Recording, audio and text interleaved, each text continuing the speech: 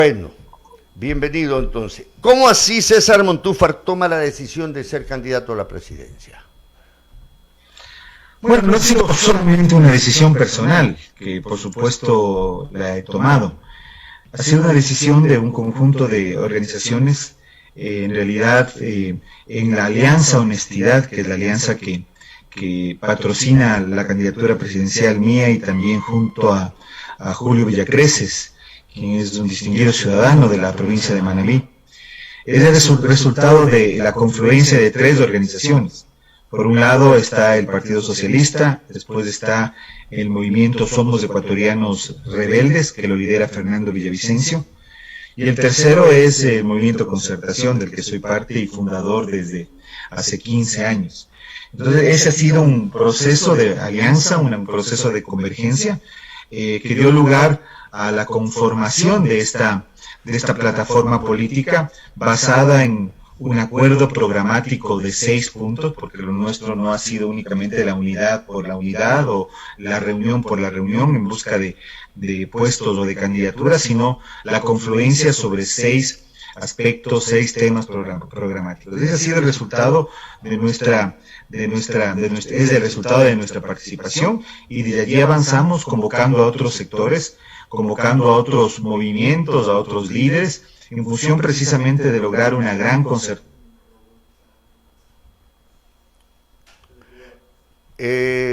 A ver, no sé si me sigue escuchando, como que se le cortó al final. Todo eso. Otra pregunta.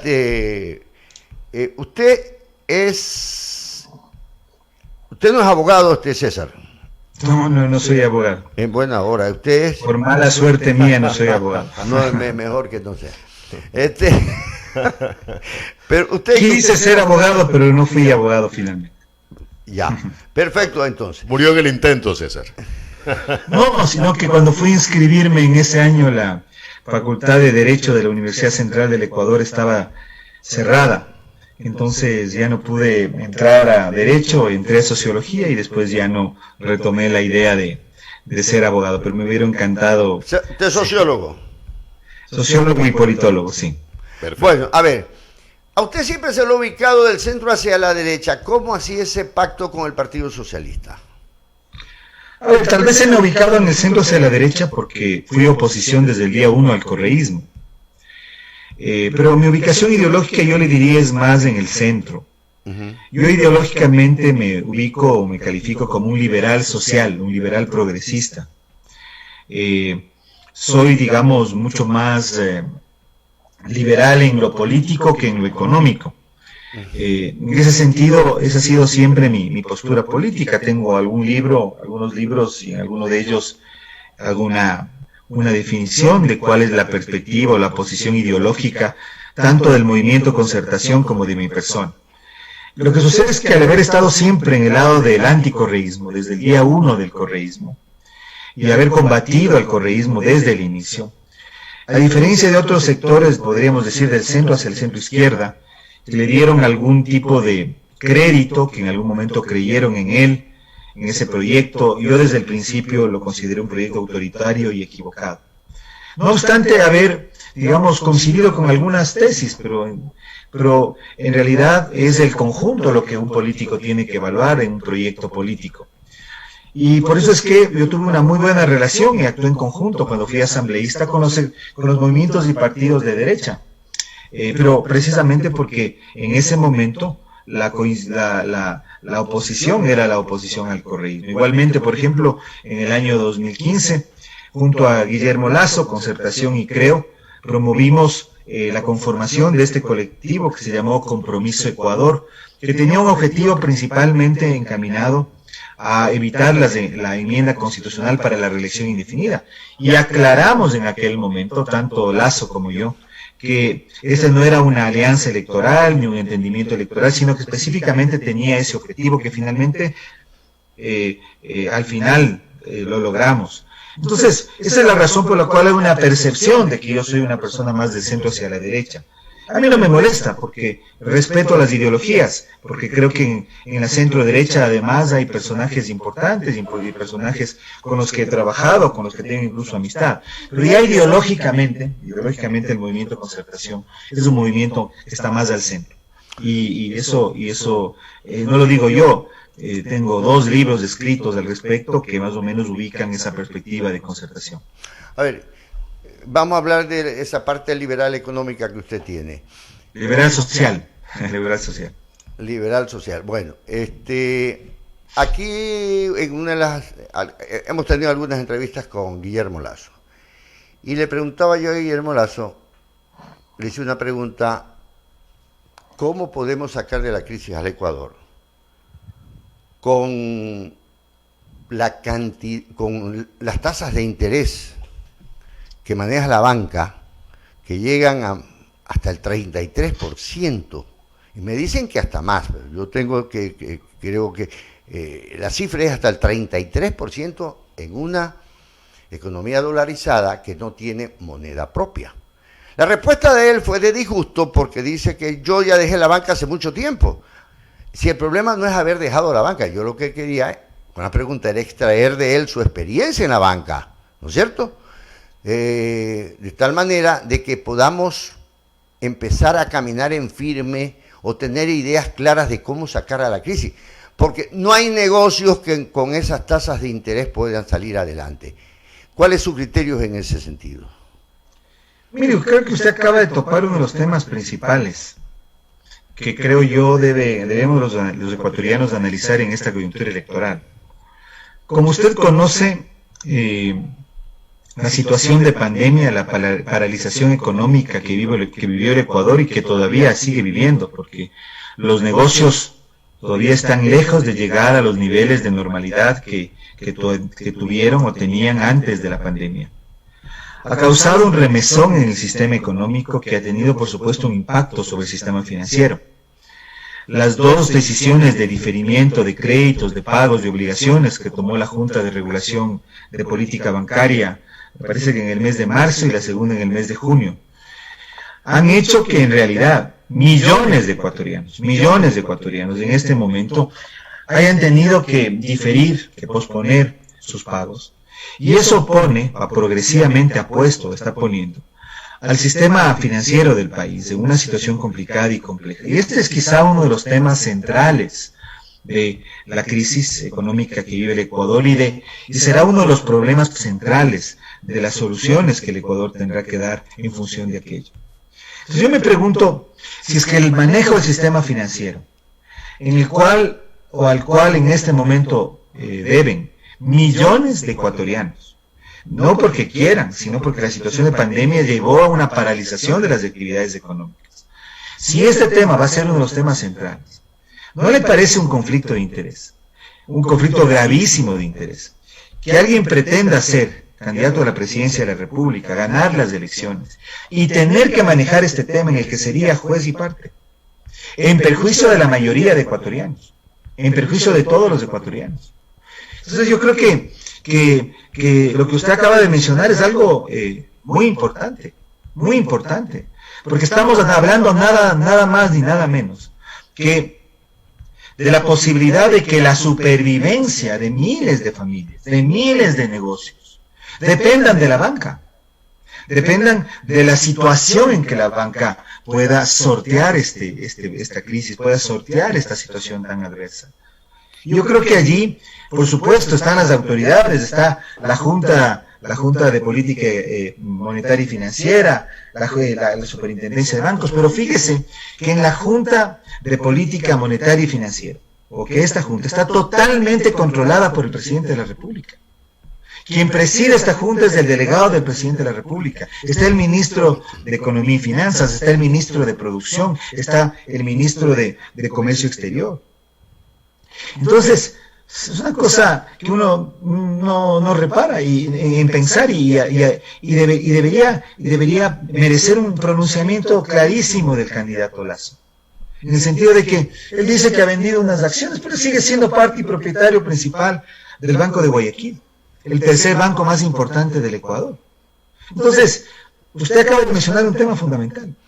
Para César, nosotros. César, El tema de la... Sí. ¿Usted consideraría que la llegada de bancos extranjeros al país, de nuevos entes financieros extranjeros al país, podría quizás regular ese despropósito de las tasas de interés que actualmente tenemos en el sistema financiero nacional? Mire, yo creo que en un sistema dolarizado, el país tiene una ventaja competitiva importante que debería ser aprovechada en función de convertirse en un lugar, en un país, en un sistema financiero que reciba la banca internacional, para que compita con la banca nacional. Por supuesto con regulación, por supuesto con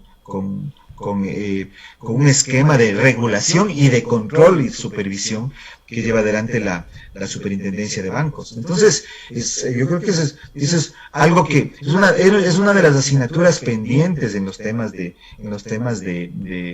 o sea, una de las asignaturas pendientes que en el Ecuador hay que llevar adelante por ser un país dolarizado. Ahí tenemos una ventaja frente a otros países vecinos. Pensemos en el caso de Panamá. Panamá es quizá el mejor ejemplo que nosotros podemos seguir en función de una política financiera, lo cual no quiere decir debilitar a los bancos ecuatorianos de ninguna forma, lo cual no quiere decir no fortalecer a la banca pública, que hay que reestructurarla, porque la banca pública ha sido y es uno de los huecos, podríamos decir, más graves, más profundos, más incontrolables de la corrupción. Pero a lo que voy es a que las secuelas de la actual crisis económica, a veces estamos hablando, sí, de indicadores muy importantes, del tema del desempleo, que es quizá el más importante, la quiebra de pequeñas y medianas industrias, estamos hablando del problema fiscal, del déficit fiscal, de los pagos atrasados que tiene el gobierno. Pero ahí hay una cosa. Pero no hablamos del sistema financiero. A ver. Y cuando toco el tema del sistema financiero, de ninguna manera estoy queriendo causar ningún tipo de pánico. Lo que sí estoy diciendo es que sería o es un conflicto de interés, teniendo el poder que tiene el presidente de la República en la Junta de Regulación de la Política Económica y Monetaria y Financiera, teniendo tanta influencia, que además sea un banquero. Eso me parece que es inconcebible. A mí me parece que ahí hay un conflicto de interés que no se lo debe permitir, se lo debe exponer, porque en realidad allí está en juego millones de ecuatorianos que en este momento están debiendo a la banca, millones o cientos de miles de pequeños negocios que tienen que sobrevivir y que tienen un acceso al crédito muy caro y que tienen extremadas dificultades para pagar sus obligaciones. César, se dice desde el sector, nosotros tenemos una dirigencia empresarial que yo los veo que son, nuestros dirigentes empresariales nos dejan debiendo. Porque si se meten a ser dirigentes deben de saber que deben de manejar diferentes tipos de políticas, política social, política económica, política empresarial, todas las políticas. Entonces ellos insisten, y he visto por ejemplo ciertas candidaturas que insisten en achicar el Estado.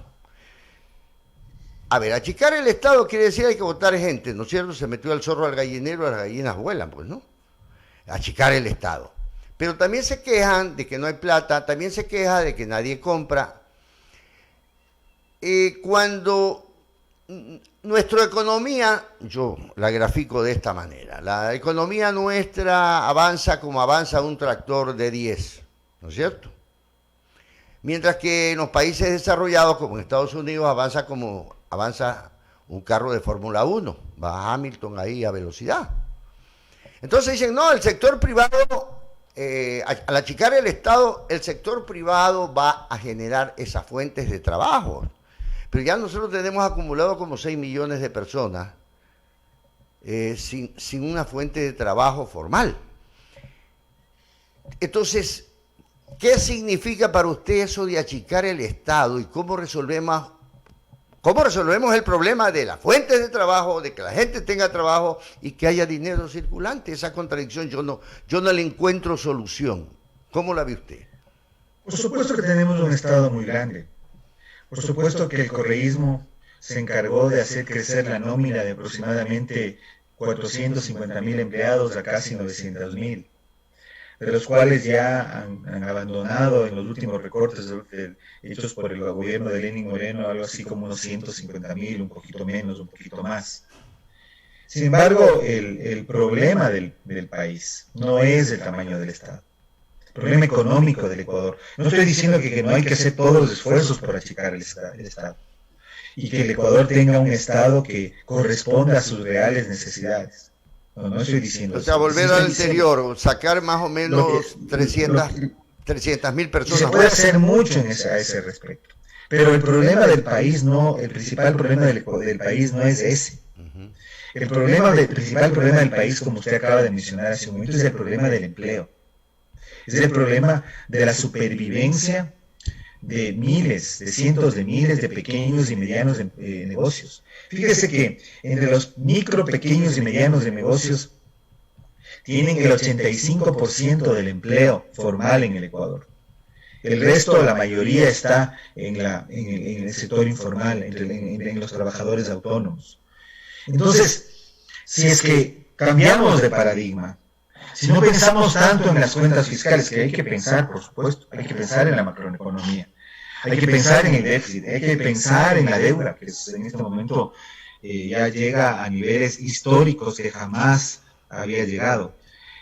Pero concentramos el modelo económico en la generación y en el fortalecimiento de los pequeños y medianos empresarios, de los pequeños y medianos agricultores. Si canalizamos los pocos recursos que tiene el Estado en función de fortalecer esas economías, que son las que más sus empleos adecuados generan, el Ecuador tendrá que dar un salto. Entonces yo digo, sí, hay problemas gravísimos, la deuda interna, la deuda externa, el tamaño del Estado, el déficit fiscal, los pagos, etcétera, etcétera. Todo eso es importante. Pero si no damos un vuelco al modelo económico hacia la reactivación, y la reactivación tiene que venir, si es que consideramos al empleo como el elemento principal, en las medidas necesarias para que los pequeños y medianos empresarios, los pequeños y medianos agricultores puedan tener sus recursos de créditos preferenciales, de asistencia técnica. Yo voy mucho más allá, voy más allá incluso de lo que el abogado Jaime Nebot planteó en esa consulta. Que en la consulta hay 3 preguntas que tienen que ver con la promoción de los pequeños, medianos agricultores, artesanos, y yo estoy de acuerdo con eso. Yo creo que eso debe ser parte de la política del Estado, pero voy un poco más allá. Yo creo que el Estado tiene que apoyar con capital de riesgo. A ver, César. No solamente créditos preferenciales, sino capital de riesgo. Que apoye a esos emprendimientos en el campo y en la ciudad, a esas pequeñas y medianas empresas en el campo y en la ciudad, que no están en condiciones en este momento de pagar un crédito, que incluso tienen que ser apoyadas de manera mucho más directa. ¿Cómo hacemos? Porque vamos a tener muchas... Para eso es decisión política, para eso es decisión política. La decisión política que yo voy a tener es cambiar el esquema de la banca de desarrollo. Yo estoy de acuerdo con las 3 preguntas de Nebot y me parece que se las puede poner en consulta. Yo apoyaría y apoyo que esté en una consulta popular, pero no es necesario que esté en consulta popular. Lo que se necesita es un presidente que tenga la decisión política de decir, a ver, aquí está la prioridad. Vamos a recibir recursos que vienen del extranjero y vamos a reestructurar la banca de desarrollo, la Corporación Financiera Nacional, el mismo Banco Ecuador, el mismo Banco del Pacífico. Piensa el tema del Banco del Pacífico. Se lo quiere vender en estos momentos. Un banco que da utilidades. Esas utilidades, que son entre 80 y 100 millones, a veces más, a veces menos al año, deberían ser utilizadas específicamente en esas líneas de crédito. Esas líneas de crédito y en esos mecanismos de financiamiento. Que además deberían ser alimentados por fondos internacionales. Entonces, a lo que yo voy, es a que el país tiene que ubicar los verdaderos problemas en donde están. Ya, pero la todo eso no está en las sábanas. Son buenas intenciones. Esas son buenas intenciones. Yo estoy de acuerdo con usted en eso. Yo quisiera eso. Pero ¿en dónde están las buenas intenciones? Yo veo intenciones de medidas absolutamente concretas. Buenas intenciones que hay que reestructurar las instituciones financieras del Estado, hay que conseguir traer dinero de afuera y en ese sentido morimos de viejo y no vemos reactivar la economía del país. Pero yo no estoy hablando generalidades. El Ecuador acaba de hacer un acuerdo con el que podemos estar de acuerdo o en desacuerdo por la forma que se llevó, pero va a significar un alivio en el pago de intereses y bonos de la deuda externa. Pero la gente sigue sin trabajo, el Ecuador está a tiene que punto, comer. el gobierno ecuatoriano está a punto de firmar un acuerdo con el Fondo Monetario Internacional.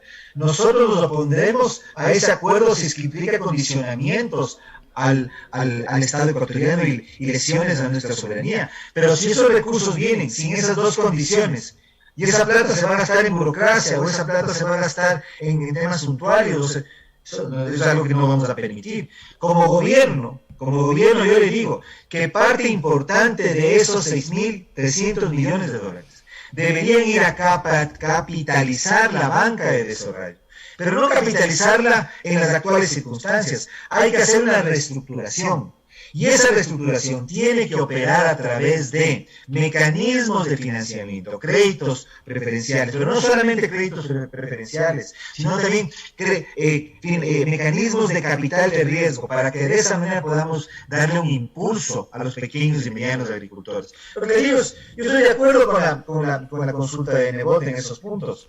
Lo que estoy diciendo es que no es necesario ir vía consulta. Estoy siendo más directo, estoy diciendo más claro de cómo se podría lograr, de cómo se debe de lograr y cómo lo vamos a hacer cuando seamos gobierno. Ya, pero es que hay una cuestión, es que es tan importante, perdóneme que le interrumpa para eso. Pero el punto es bien importante, mire. Pero espera un ratito, César. Los permítame un ratito hacer una vinculación a otro tema muy concreto. En este momento se está hablando de la venta del Banco del Pacífico.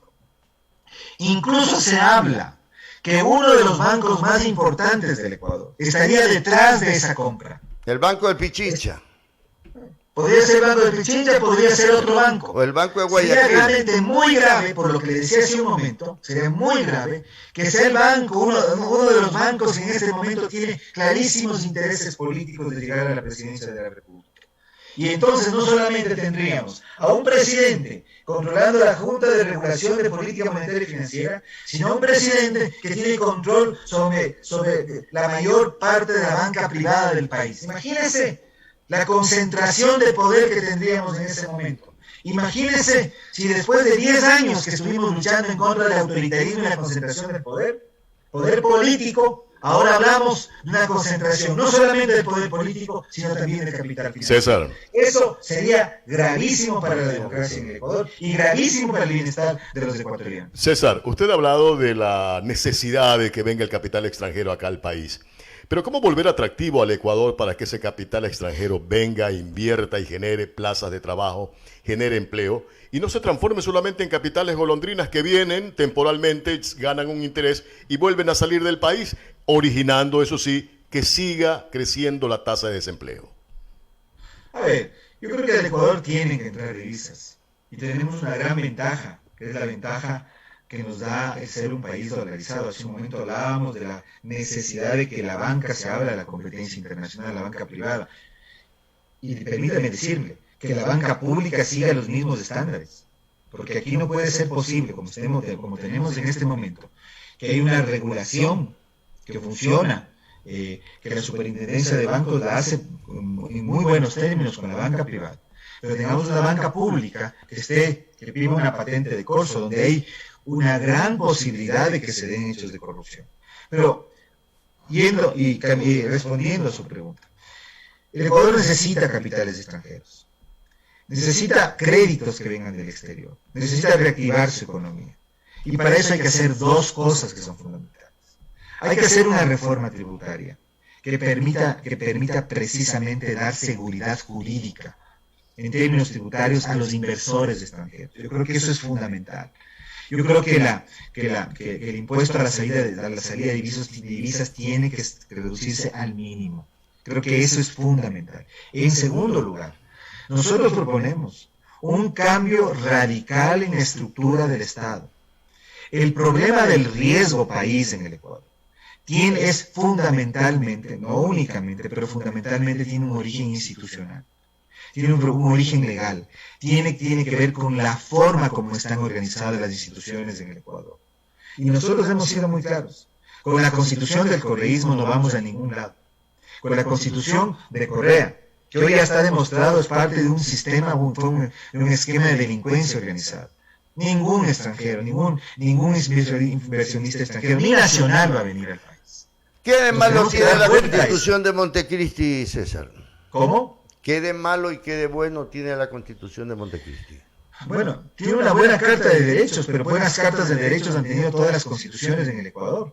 Si usted analiza el constitucionalismo ecuatoriano, el constitucionalismo social ecuatoriano, que comienza con la Constitución de 1926 y que después tiene grandes hitos en la Constitución del 45, podríamos decir igual del 46, del 48, la Constitución del retorno a la democracia en el 79, incluso la Constitución del 98, también la Constitución del 2008. Pero la forma como está organizada el Estado va hacia la concentración del poder político. El poder político y el poder económico en manos del poder político. ¿Por qué no cambiar el modelo de Estado? Hay que aprovechar. Absolutamente, pero ¿qué es lo que yo he propuesto? Pero salir de este Estado, de este modelo, yo estoy proponiendo de Estado centralista, cambiarlo. Y yo no soy federalista porque yo no creo que nosotros tengamos esa opción, pero sí un híbrido entre federalismo y autonomía que le permitan más poderes a las provincias. Mire, lo bueno quizá, y puedo decir, yo ser candidato hay una ventaja, que yo he escrito sobre todos estos temas y está consignado en mis escritos, tanto en libros, en artículos, incluso en columnas de opinión, cuando escribí largo tiempo en diario El Comercio. Entonces, lo que le estoy diciendo no es que me estoy inventando en este momento, ha sido parte del desarrollo de un pensamiento de los últimos 25 años, 30 años. Yo he sido posiblemente el único político quiteño que ha abogado en contra del Estado unitario. Yo soy partidario de un modelo autonómico, de un modelo de autonomía. No creo que el Ecuador tenga las condiciones demográficas, geográficas, culturales incluso, políticas para ir hacia un Estado federal, pero sí un Estado autonómico. El tránsito hacia eso es un tránsito muy complicado. Hay que mirar además la experiencia española. Yo creo que lo que está ocurriendo en España en los últimos años, el tema de Cataluña, hay que mirarlo con mucho ojo para lo que se debería hacer en el Ecuador. Pero al menos en mi gobierno, yo sí le puedo asegurar. Y es parte de los 6 ejes de acuerdo en la Alianza Honestidad a la que yo represento. El tema de la descentralización, el tema de la constitución, la conformación de un poder local, del fortalecimiento de los gobiernos autónomos descentralizados con recursos y competencias, va a ser uno de los temas centrales de mi gobierno. Ojalá que ese sea el camino hacia que tengamos un Estado autonómico. Ojalá sea el camino para acabar con el centralismo. Porque no es que a los quiteños nos beneficie el centralismo, no. El centralismo ahoga a todo el país, incluido a Quito. El centralismo es un modelo de Estado, no es una ciudad, es un modelo de Estado. Entonces, yo voy totalmente en esa línea, absolutamente en esa línea. Otra cuestión, pasando del cambio de modelo de Estado en lo que coincidimos. ¿Hasta cuándo nosotros, este país, yo por eso digo, yo me siento más manabita que ecuatoriano, porque, y no solamente los manavitas, el resto de las provincias del país, fuera de Quito, nos sentimos postergados. Aquí nos han dejado como perro atropellado en carretera en esta pandemia. Y los manavitas nos hemos fajado como hemos podido enfrentar esta pandemia. Pero es necesario también de que los iluminados de este país no nos sigan marcando el ritmo, porque tenemos nosotros 190 años que nos han marcado el ritmo, y se le antoja, por ejemplo, a un abogado de Quito, de que hay que hacer una consulta popular con un grupo de amigos. Y el abogado Jaime Nebot, también otra consulta popular porque le da la regalada gana, que no le consultaron a nadie. O sea, simplemente tiran ellos porque se creen iluminados y que son los dueños de este país, ¿no es cierto? Y no topan problemas que nos interesa en verdad al país. Porque esos planteamientos de Nebot bien pueden resolverse con una ley en el Congreso Nacional y no hacer una consulta demagógica, por ejemplo. Pero no se consulta, por ejemplo, que ya debemos de pasar de la democracia representativa a una democracia directa digital, por ejemplo. Seguimos, por eso es el fracaso del parlamentarismo en América Latina, y usted lo sabe, porque usted es un hombre estudioso, de que todos los parlamentos latinoamericanos terminan destruidos y desprestigiados. Entonces, ya la representación no representa a nadie, pero sí pudiéramos nosotros impulsar un cambio de modelo de democracia. Ya la democracia de 1789 ya no sirve, ya sirvió unos cuantos años, pero ya no sirve. Y seguimos nosotros atascados y en el mismo tema todos los años, todos los gobiernos con los mismos problemas, porque aquí no se respeta ni se le consulta a la gente.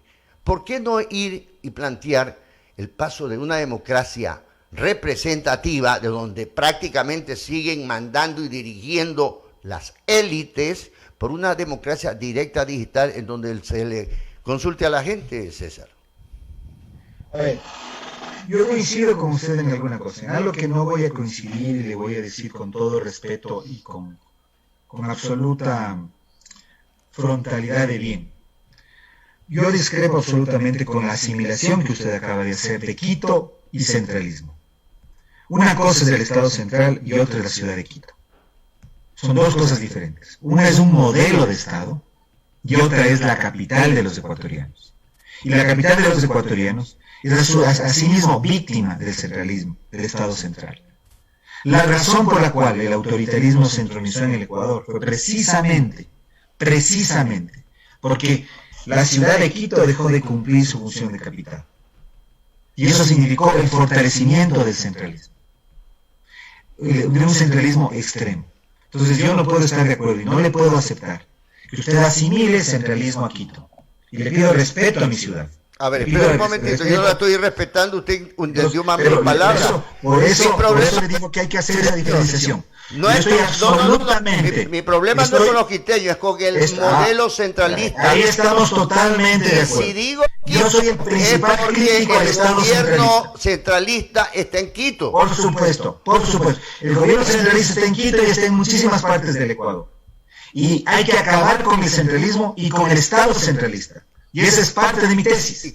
Es parte de mi propuesta. Pero hay que impulsar con toda la fuerza. Pero no se puede asimilar. Y por eso, porque respeto a mi ciudad y pido respeto a mi ciudad, a la ciudad de Quito, porque voy a ser presidente del Ecuador. Y así pediré respeto por Manabí, y por Viejo, y por Manta, y por todas las ciudades del Ecuador. Una cosa, Pero hago esa diferenciación. No, espérese un momentito. Es muy riesgoso hacer César, un momentito, yo no respeto a Quito. Ahora voy a responder su pregunta. Quito, por favor. Estoy totalmente de acuerdo que el Ecuador tiene que cambiar. El Ecuador tiene que cambiar su forma de organización política. Y nosotros... Quito. Es diferente. ¿Sí me entendió? No lo he entendido porque yo no entiendo cuando me gritan. Yo estoy siendo muy firme en defender a la ciudad de Quito y diferenciarle de lo que es el centralismo. El modelo... Yo estoy en contra del modelo centralista. Pero no puedo permitir que se respete a la ciudad de Quito. Porque no solamente como quiteño, sino como precandidato a la presidencia del Ecuador. Sí, que hay parroquias de Quito que quieren ser cantones aparte. Está muy bien. Yo no estoy discutiendo eso.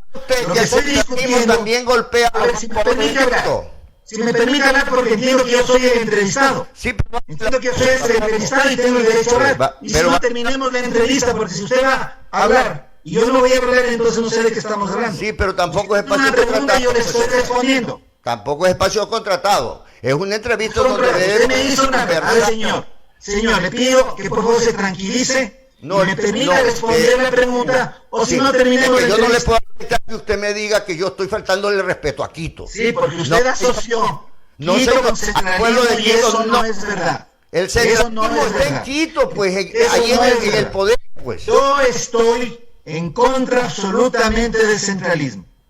Pero he sido un político y un escritor y un investigador que he planteado la eliminación del Estado unitario desde hace mucho tiempo. Y usted puede ver en mis escritos desde el año 2007. Y hoy, como candidato a la presidencia de la República, propongo un modelo profundo de descentralización. Eso es lo que yo estoy diciendo. Pero lo que te digo también es que no se puede asimilar a Quito con centralismo. Ese es mi punto. Y por eso yo le hacía esa observación y por eso le decía que eso es faltar el respeto a mi ciudad y a la capital. Es hilar fino también de parte suya. Yo cuando hablo de Quito hablo del gobierno central, donde esté ese gobierno. Pero son dos cosas diferentes. Entonces, Entonces, interprételo de la mejor manera, pues.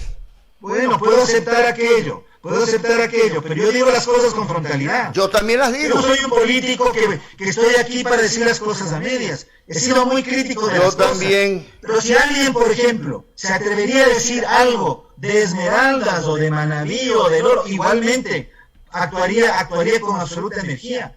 Yo voy a ser presidente de los ecuatorianos y voy a defender cada milímetro de territorio del Ecuador. Esa es mi vocación. ¿Por qué no plantea la reforma constitucional precisamente para cambiar el modelo de Estado y el modelo de democracia? Mucho más fuerte, vamos mucho más allá de lo que usted decía.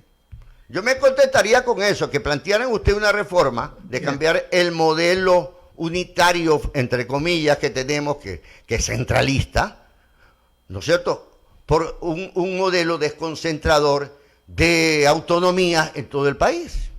Yo he propuesto eso. En mi plan de gobierno está un modelo profundo de descentralización. Y podemos discutir, no tengo ningún problema de que podamos avanzar en esa tesis. Cuando venga por Manabí, lo voy a invitar aquí a los estudios para hablar de ese tema. Por supuesto.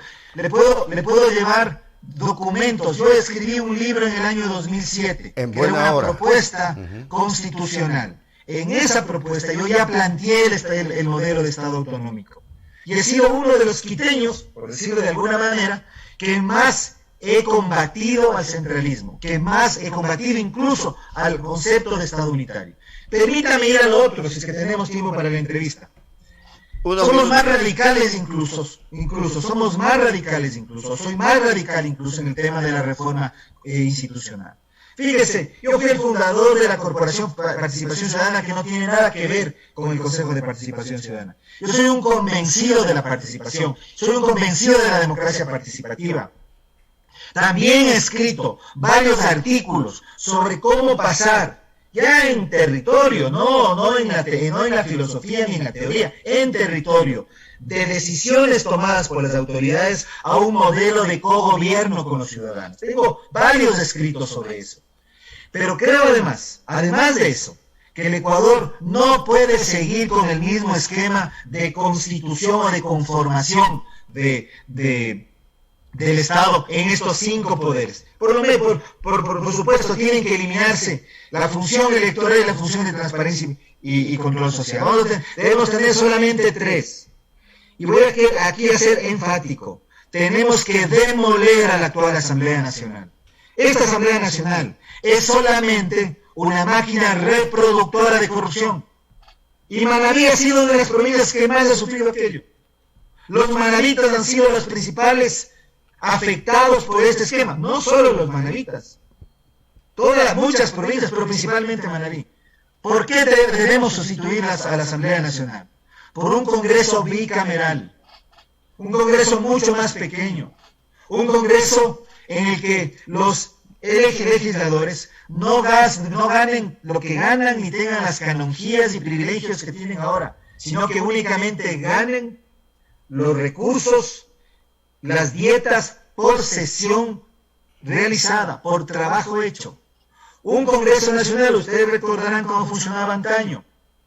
Un Congreso Nacional que funcione 4 meses al año. El resto tiene que hacer una comisión legislativa, evitándole el gasto al país que ello significa. Entonces tenemos que ir a ese tipo de reformas. Pero eso no resuelve el problema, discúlpame. Entonces, nada resuelve todos los problemas. Al pasado, nada es perfecto. A una Cámara de Senadores y una de Diputados no resuelve el problema del país.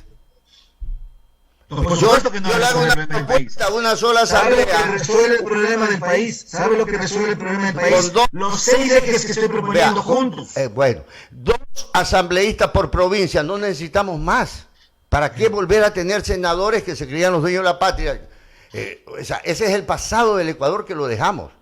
Lo que pasa es que caemos, hoy día tenemos, y en eso coincido con usted, una asamblea obesa, de una sarta de vagos culpables nosotros los que elegimos, ¿no es cierto?, que hemos puesto un poco de pillos allí, incapaces, pero podríamos optar por una asamblea nacional de 2 representantes por provincia. 2 representantes por provincia serían 24 provincias, 48 asambleístas, y se acabó el problema. Pero esas son cuestiones que ayudan, pero el meollo del asunto está en el cambio del modelo y en el cambio de democracia, César. ¿Cuándo viene por acá, por Manaví? Asunto, si me permite, para terminar. El modelo del asunto está en 6 cosas articuladas. Puede ser que me falte alguna. Una, la reforma institucional, política, constitucional de la que estamos hablando. 2, el tema económico. Centrar la economía en el empleo y en las pequeñas y medianas empresas y productores agrícolas. 3, en la recentralización. 3, mire el lugar que le estoy dando a la descentralización. 4, en la lucha anticorrupción. Tenemos que lograr no solamente que vayan a la cárcel, sino que devuelvan lo robado. 5, en la reforma que tenemos que hacer al sistema de educación. En el salto hacia un modelo tecnológico y de conectividad que tiene que dar todo el sistema de educación. Y 6, en que logremos en el Ecuador, y esto es quizá lo más importante, todo es importante y todo es simultáneo, no digo lo primero después de lo segundo, que en el país podamos reducir la pobreza y sobre todo erradiquemos la desnutrición infantil. Fíjense, quiero darles un dato, y en eso vamos a estar totalmente de acuerdo, y vamos a terminar con un abrazo después de esta discusión dura que hemos tenido, porque somos varones que hablamos fuerte, y eso me gusta, y así tiene que ser la política. Es el calor de la política, César. Y así es, eso me gusta, con respeto, y hemos discrepado duro. He defendido a mi ciudad, y después usted me ha dicho que no respetó a mi ciudad, le acepto lo que usted me dice, perfecto. Oiga, me mata el principal problema son quiteños, me matan donde yo hablo mal de Quito. No. Bueno, oiga, escúchame una cosa, César. Y los manavitas nos llevamos de maravilla. De maravilla por acá. Los manavitas. Los quiteños amamos Manaví a los manavitas y viceversa. Oiga, pero ¿cuándo viene? Pero déjenme ir al problema más importante, la desnutrición infantil. 1 de cada 3 niños en el Ecuador, 1 de cada 3 tiene desnutrición infantil crónica. Eso significa que ese niño, cuando tenga 15, cuando tenga 25, cuando tenga 35 años, tiene sus facultades de aprendizaje disminuidas, tiene su salud menoscabada, tiene sus oportunidades absolutamente limitadas. Si en el Ecuador no hacemos un gran acuerdo nacional sobre esos 6 puntos y erradicamos la desnutrición infantil y les damos un futuro a todos nuestros hijos, a todos los niños del Ecuador, el Ecuador no tiene futuro. Por eso es que tenemos que lograr un cambio que es un cambio global. Nada soluciona todos los problemas, nada nos va a llevar al paraíso. Miente el candidato que va a fundar el paraíso. Tenemos que actuar concertadamente, poniéndonos de acuerdo, discrepando, como hemos discrepado en este programa, pero en función de 6 objetivos nacionales de concertación nacional.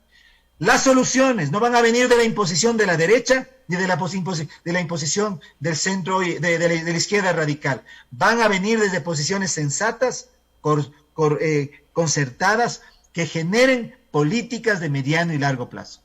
Gracias, César. Hoy, ¿cuándo viene por acá, mejor dicho? Cuando usted me diga. No, usted tiene que venir a visitar Manaví. Este tema del cambio de modelo de Estado es un tema muy apasionante. Sí, hay que tratarlo con mayor profundidad, con mayor rigor, ¿no? Yo utilizo Zoom porque ya es necesario en esta pandemia, pero a mí no me gusta el Zoom, porque a mí me gusta estar a las personas en el tú a tú, de frente, ¿no es cierto? Porque ahí nos podemos entender mejor, podemos aterrizar mejor las propuestas, porque yo insisto en que yo no acepto que me venga a decir un candidato que no es político y que va a combatir a los políticos. O sea, yo sé que la ignorancia se respira en el ambiente a veces, ¿no es cierto? Pero tenemos candidatos que han dicho eso. Entonces, sí nos gustaría que venga por acá porque coincidimos en ciertas cosas con usted. Encantadísimo. Yo amo la provincia de Manaví, me siento tan a gusto. Tengo una idea que ojalá la pueda cumplir en estos próximos meses, que va a ser un recorrido de Manaví a profundidad. Manaví ha sido la provincia más golpeada por la corrupción del correísmo y creo que Manaví se merece un homenaje especial. Por eso mi binomio es Manavita, en homenaje a Manaví, en homenaje a lo que Manaví debe ser y va a ser. Venga con Julio, que es nuestro gran amigo, lo recibimos también por acá. Que es una de las provincias más grandes, más importantes, más emblemáticas del Ecuador.